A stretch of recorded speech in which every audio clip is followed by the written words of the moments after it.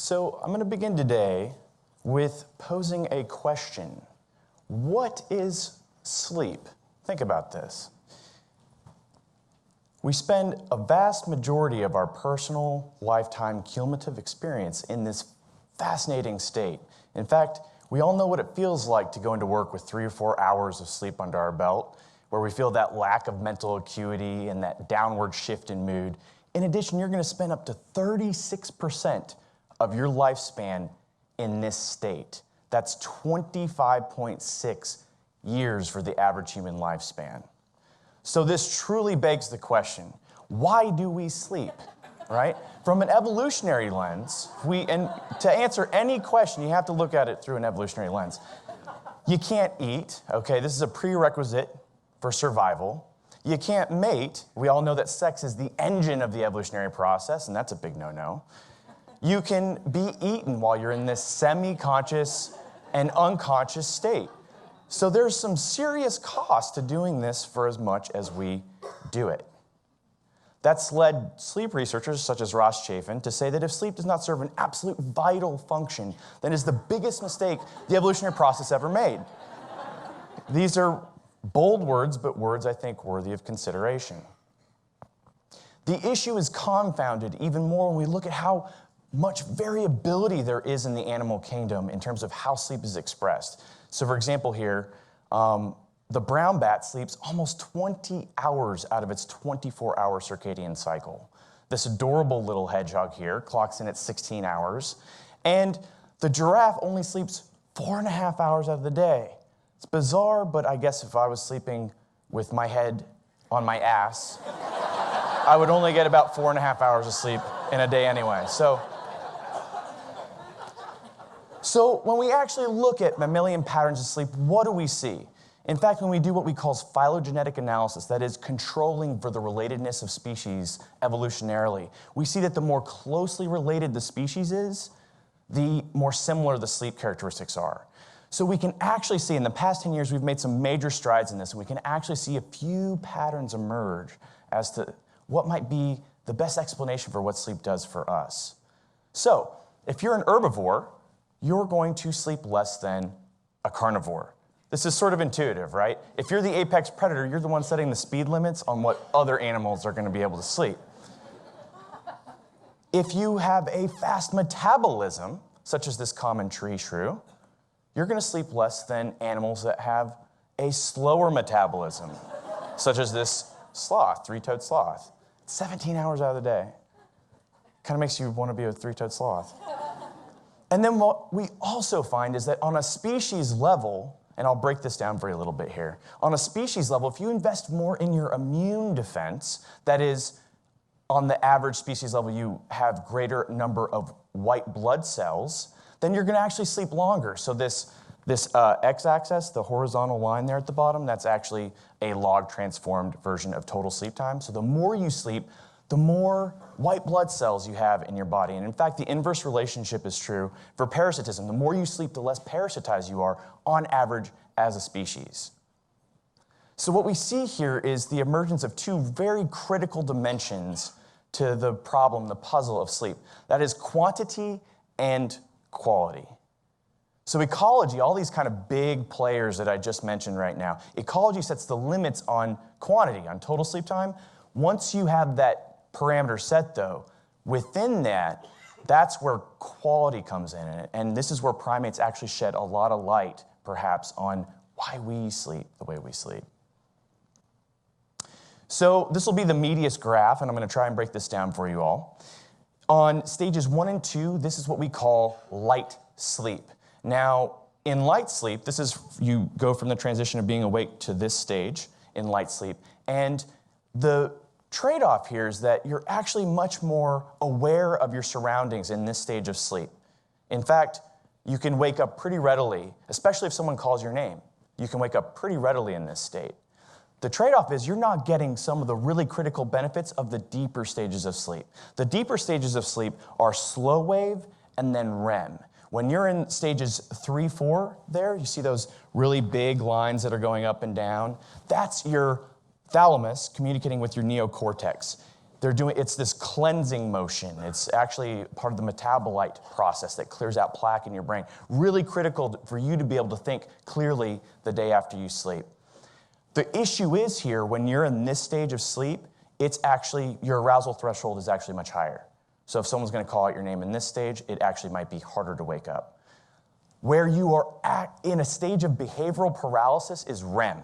And we're all familiar with REM because REM is associated with dreaming, right? So REM stands for rapid eye movement.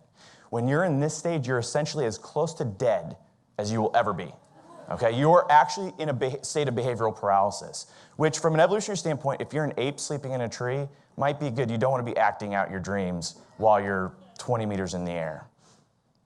So this brings us to primates, and my particular favorite primate's the great ape.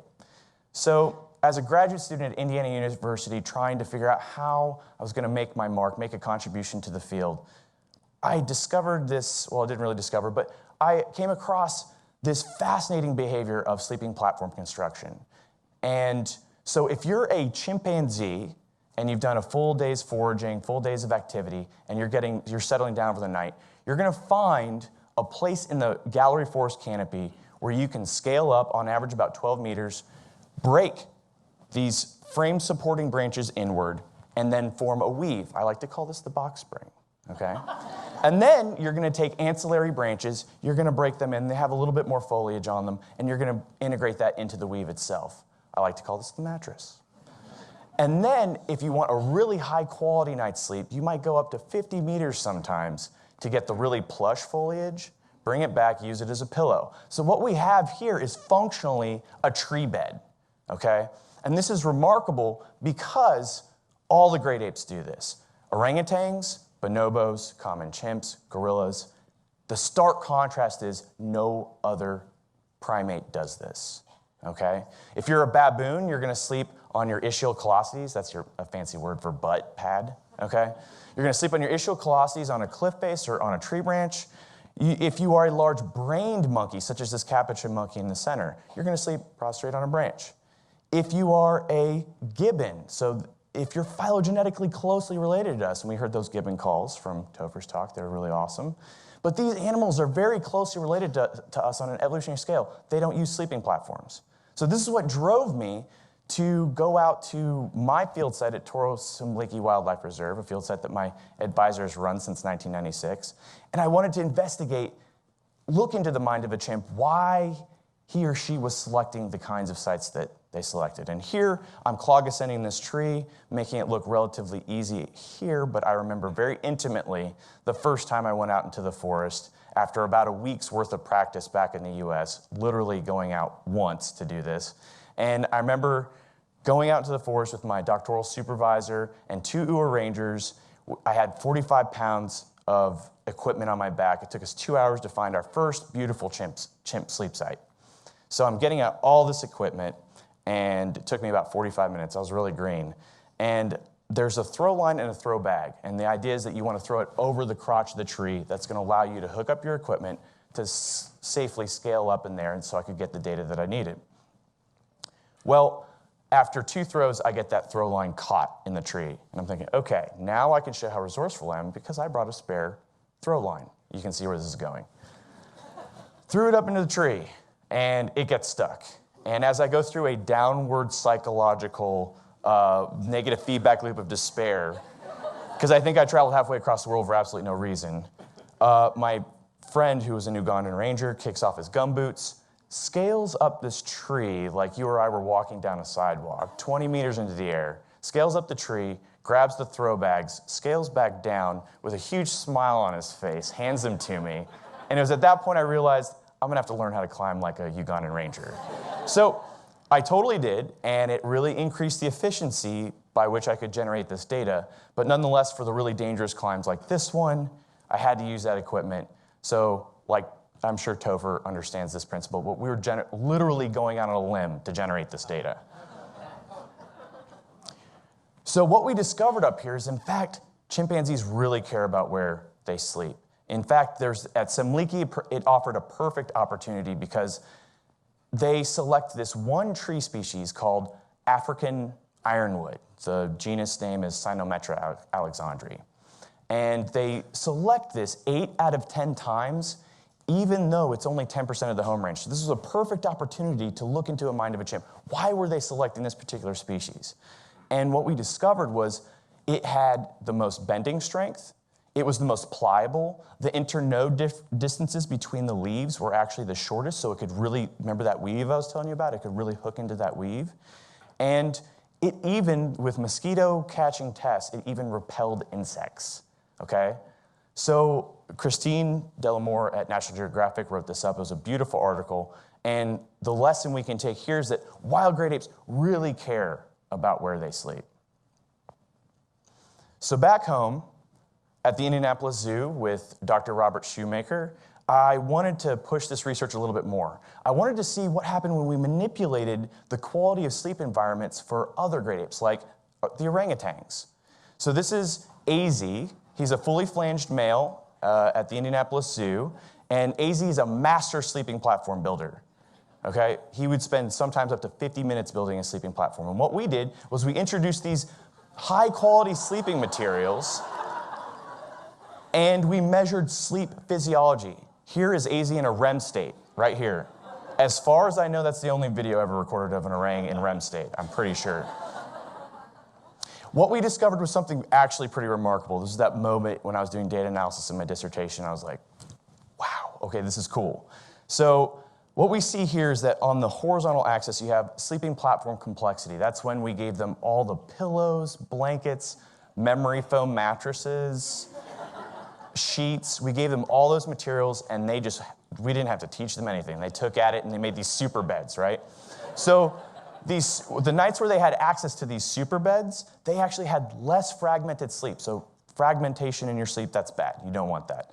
They had less fragmented sleep during nights where they had more complex sleeping platforms. And not only that, when we did next day touchscreen cognitive tasks, they performed with higher accuracy when they had access to these sleeping materials.